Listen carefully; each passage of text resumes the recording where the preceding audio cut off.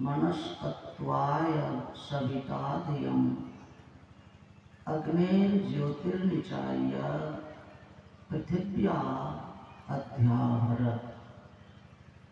और इसका सारांश भी सुन रहे थे। भगवान वेद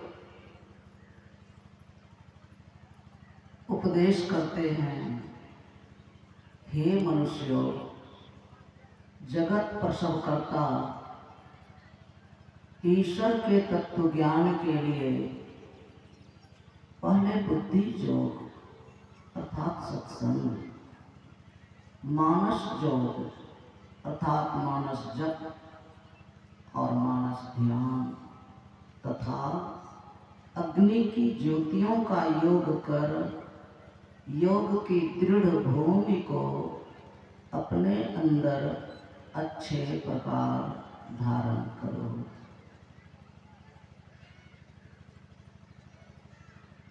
तात्पर्य, भगवान वेद हम संसार में जितने मानव जिस उम्र के हैं सबों को कह रहे हैं कि ईश्वर को तत्व रूप में पहचानो, जानो, प्रभु को प्रत्यक्ष देखो, प्रभु का अपरोक्ष ज्ञान प्राप्त करो, अनुभव ज्ञान प्राप्त करो, प्रभु को प्रत्यक्ष रूप में जान लो। कोई सोचते होंगे प्रभु को जानने की क्या जरूरत है।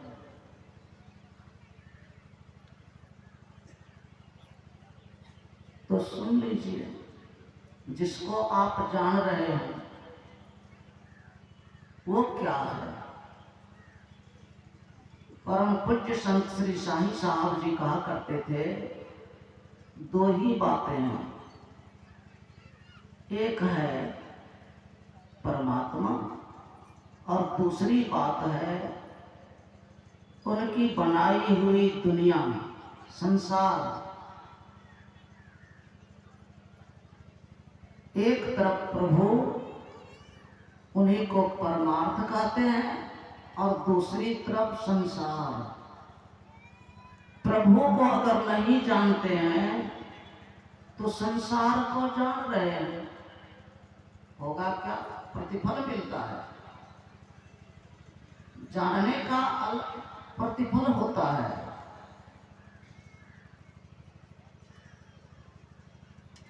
और संसार को जानने का भी फल मिलेगा।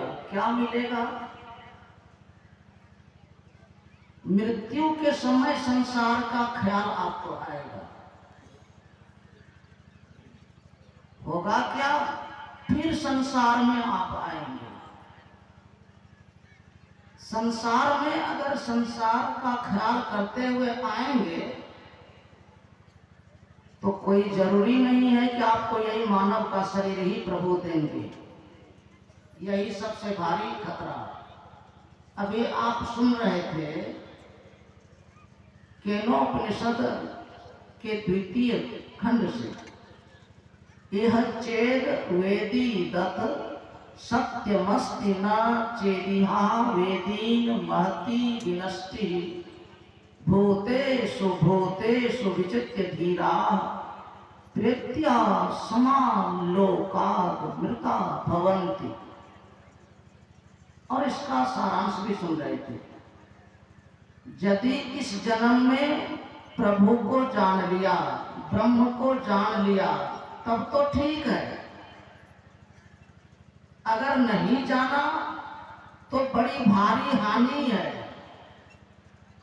प्रभु को अगर नहीं जाना तो संसार को आप जान रहे हैं। मतलब भारी हानि की पोटली बांधने की तैयारी में लग गए। भारी हानि तो आपको पसंद है नहीं। किसी को पूछिए, हानि पसंद है? किसी को नहीं है, बच्चा को भी नहीं।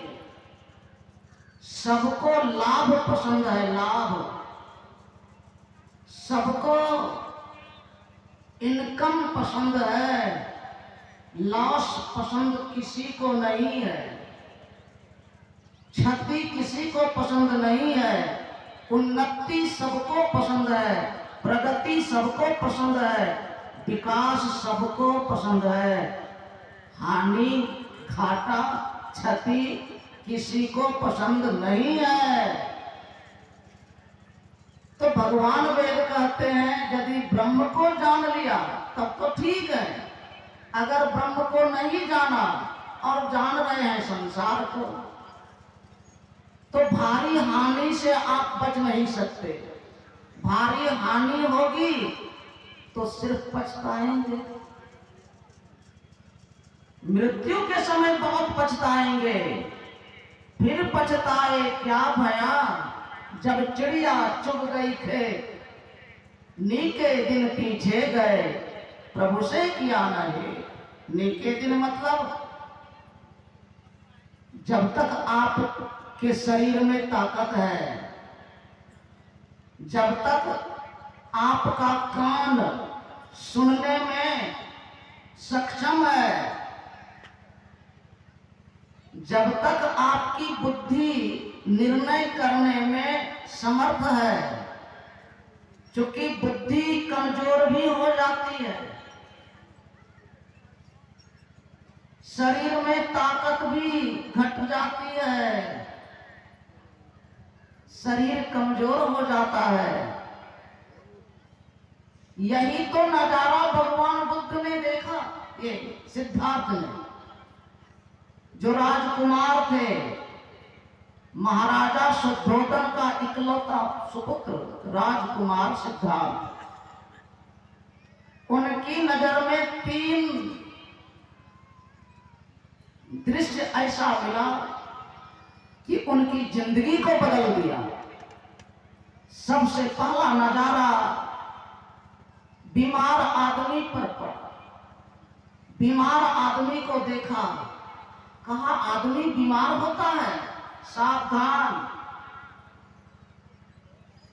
आदमी बीमार भी होता है।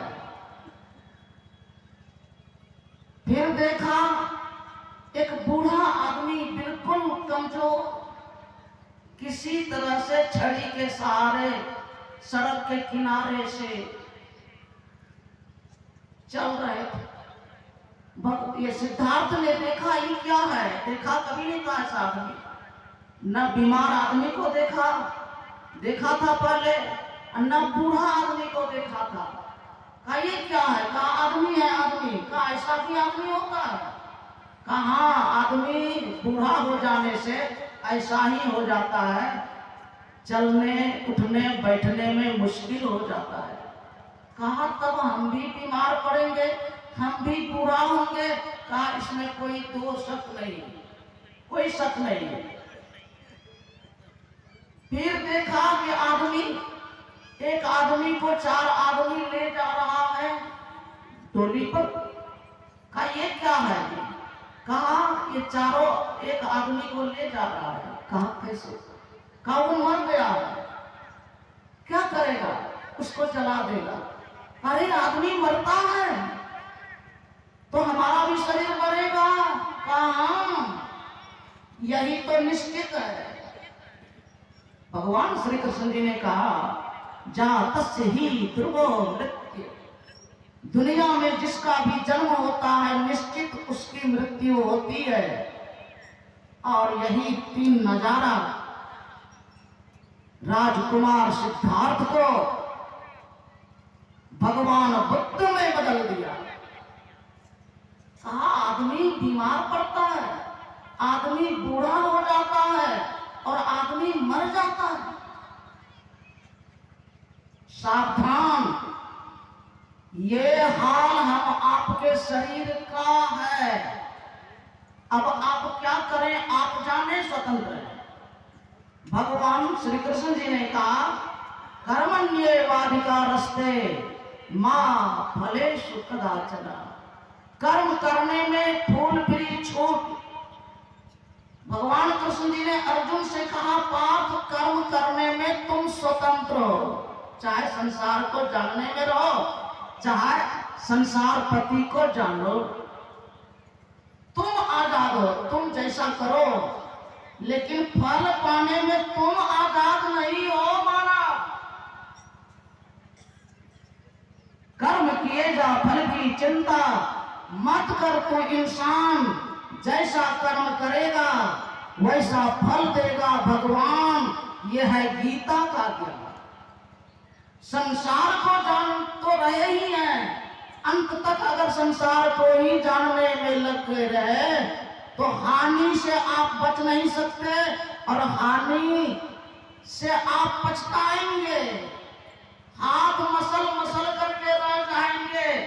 चूंकि शरीर की ताकत दुनिया की जानकारी में ही समाप्त हो गई, बुद्धि भी संसार की जानकारी में ही चली गई। अब बिल्कुल आप हो जाएंगे वृद्धावस्था में, कमजोरी अवस्था में निसहाय, मृत्यु की अवस्था में। उस समय तो भारी असहाय, उस समय सिर्फ पछताना पड़ेगा।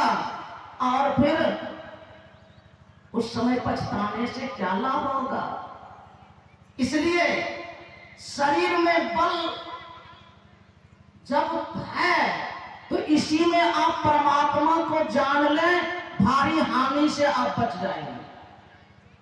और सबसे जबरदस्त हानि है यही मैं बोलने वाला सब शरीर में जो जीव है वही भूत बैताल भी बनता है। यही जीव कीड़ा मकोड़ा में भी जाता है। सुअर, गधा, घोड़ा, सांप, चुचुंदर, कुत्ता, बिल्ली, पशु पक्षी, यहाँ तक कि कृमि तक भी यही जीव बनता है। गुरु महाराज की वाणी महर्षि ने ही पदावली में देखे, पशु पक्षी कृमि आदिक जोनिन में भर में बहु बार हो, एक बार नहीं बहुत बार। इन तमाम जो नहीं चाहते हैं शरीर, उस सब शरीर में यही जीव गया है। अगर प्रभु को पहचानने का प्रयास कम से कम नहीं किया तो फिर आप रहिए तैयार उसी में जाने के लिए। ये प्रभु का अपना नियम है। मसक ही करही पिरंच प्रभु अजहि मसकते हीन, अस विचारित जी संशय राम ही भजहि प्रवीण। जो प्रवीण बुद्धि वाले हैं, जो बहुत अच्छी बुद्धि वाले हैं, वो सब संदेह छोड़ करके प्रभु को जानने का प्रयास करते हैं, प्रभु को पहचानने में लग जाते हैं। क्योंकि प्रभु को पहचानने के प्रयास में जो लग जाते, वो कितना छोटा हो प्रभु उनको बहुत बड़ा बनाते हैं। और जो प्रभु को पहचानने जानने का प्रयास नहीं करते हैं, भले वो ब्रह्मा जैसा क्यों नहीं अपने को मानते हो मानव, परमात्मा ऐसे को मच्छर से भी छोटा बनाने का काम करते हैं। सावधान, प्रभु को तो पहचानने में ही आपकी भलाई है। बोलिए श्री सद्गुरु महाराज की जय। श्री सद्गुरु महाराज की जय। अब हमारे बीच कुछ स्वामी माधवानंद जी महाराज हैं, माइक को करते